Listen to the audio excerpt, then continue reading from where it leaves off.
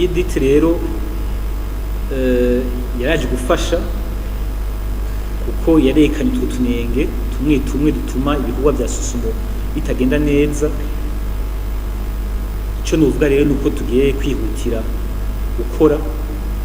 kugira ngo utwo tunenge dushobore kudutorera inyishu, mu nyuma dushobore gushiraho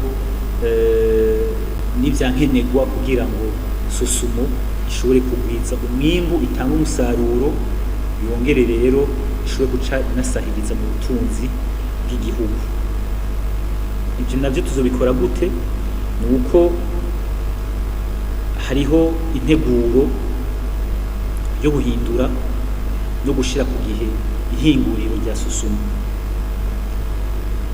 Plan d'affaires yaramaze gukorwa, ubu naho turiko dutegura ico no kwita plan stratégique uzohera mu mwaka w'2027 gushika mu mwaka w'2032. Iyo izine rero dukeneye kwisubiramo mu buryo bubiri. Bwa mbere ni kunagura izine basanzwe bafise uno munsi, isigura ni kugura ibikoresho vyotuma iyo izine isubira kumera nka shasha, ikanakora n'imyaka irenga 20. Ivyo navyo uburyo bushobora gukoreshwa gukenerwa bwababa hagati y'imiliyoni 10 na 20 z'amadolari, bishobora gutuma ihinguriro risanzwe rihari bisubira kuba hari shasha. Bwa kabiri ni kugira extension no kuzana irindi hinguriro rero riri ku gihe kandi ubuhinga bwa kino gihe. Ivyo navyo turiko turarondera abapartenaire dushobora kugira amakontra PPP, turacari mu biganiro kandi turizera ko izogenda neza vuba. Dushobora kuronka umupartenaire ashobora guca akorana na Susumo ku buryo haca haba extension y'ihinguriro, akaboneka izine zibiri n'umwimbu ushobora guca wiyongera ugashika ku matoni agana 70,000. Ivyo navyo kugira bikorwe bizosaba yuko twongereza n'amatongo Susumo isanzwe irimamwo.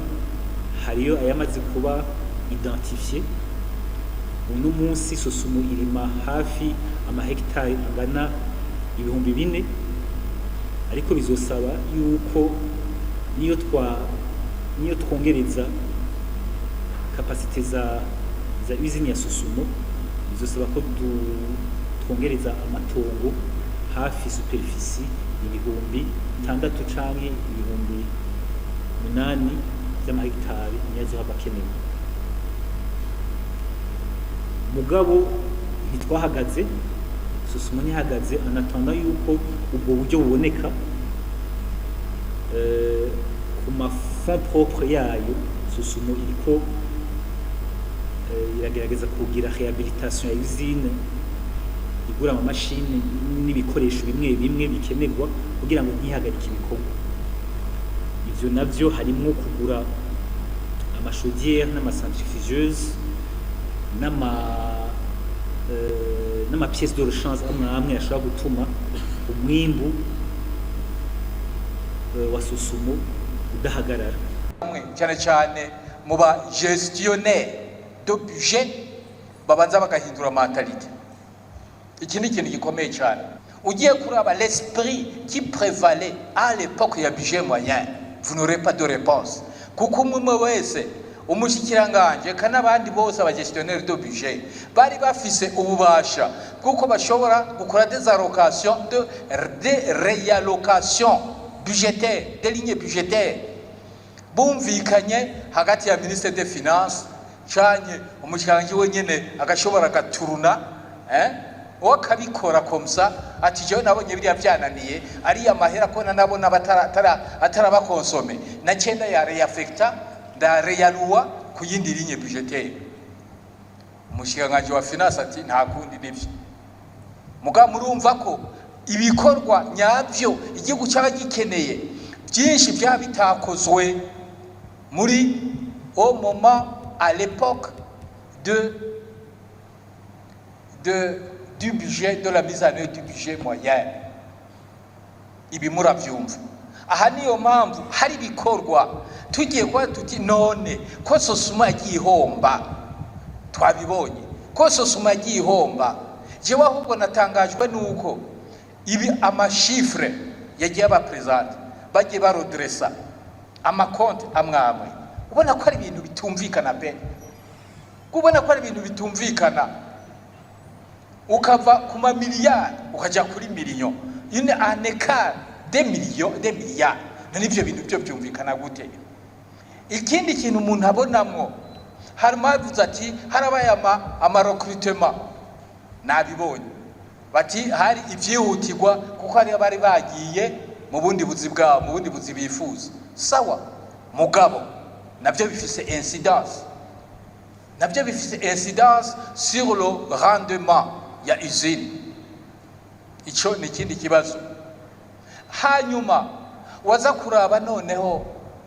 uko muri rusangi nivyo turiko turavuga ukuntu ivyo bintu byagenda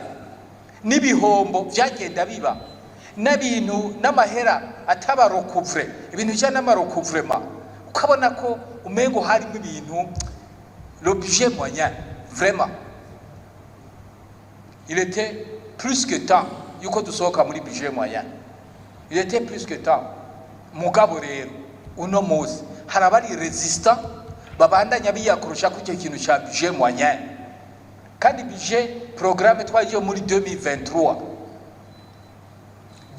2024-2025 harabaye ingorane ndabibabwira ingorane zahabaye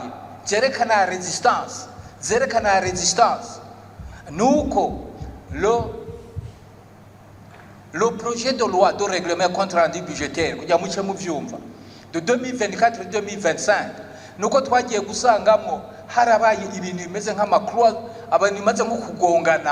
ukugongana hagati ya budget moyen et na budget les résultats du budget moyen et les résultats du budget programme zigiye kugongana amakonte acayanka guhura kubera iki encore une fois la résistance y'abadashaka kuva muri kugira ngo bevoluer bave muri budget moyen kugira ngo binjire muri budget programme ugasanga ibintu bibandanye bigaruka bibandanye bigongana mugabo ibintu byose bigira intango bigira evolution bigakura hanyuma bigasaza n'abantu nuko aha rero turibaza yuko ubwo budget programme yavutse no kubandanya tuyiherekeza aha rero iyi audit iyi nimuyifate nkuko yo bari audit yakozwe muri exercice ya budget programme kino kugira ngo abaverisa kirikane ntimugifate nkuko iyi audit yiyadesera kuri ku bikorwa byakozwe muri exercice ya budget programme ahubwo yaderesheje ku bikorwa byakozwe muri budget moyen mugabo no munsi turashaka ko ibintu binyaruka umumwe wese umushinga amateka ari hano afise mu mutwe ikintu yuko dushaka yuko ibintu bihinduka Sosumo ihinduka kugira ngo itere imbere tubone yuko Sosumo koko ari en fait le miroir ihinduke miroir y'igihugu cy'u Burundi mu bintu bijanye na production de sucre mugabo bidusaba noneho ko dusohoka bari abakozi bose muri Sosumo nabo bahinduka bakava muri budget moyen bakinjira muri budget programme ibyo murumva ko ari igikorwa cyatwese changement de mentalité duhinduke mu mitwe nimba dushaka ko Sosumo ihinduka audit iratwereka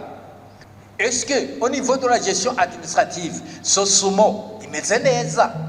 non igikurikira hariho la gestion financière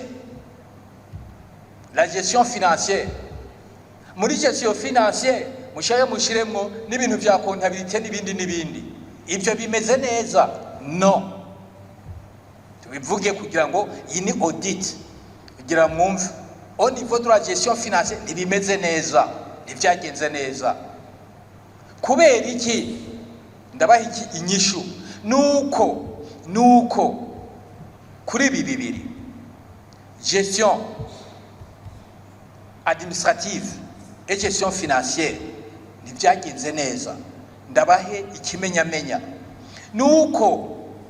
leta yashizemo umutahe nyakomushikanje yabitubwiye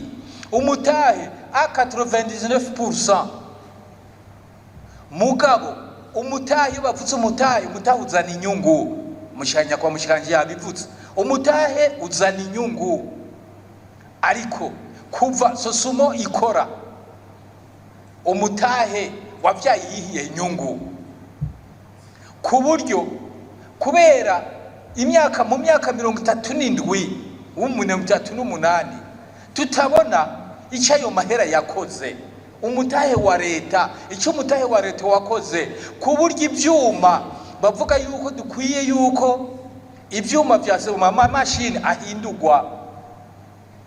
kugira ngo habe izine nshasha mugabo hari ibintu byavuzwe ngo irifo ngo kwiadressa ngo kujya plaidoyer auprès des institutions internationales nibiki kugira ngo baronke ama devise alors que la Sosumo ubwayo après 38 ans iproduisa isukari yashogwa no hanze ata devise bafise umuntu aca yibaza ati none amahera ya leta nta nyungu yavamwo mbega ya 1% yoyo nta nyungu yatanga yaraba privé 1% do privé d'actionnariat do privé none na iyo 1% yo nta nyungu yatanga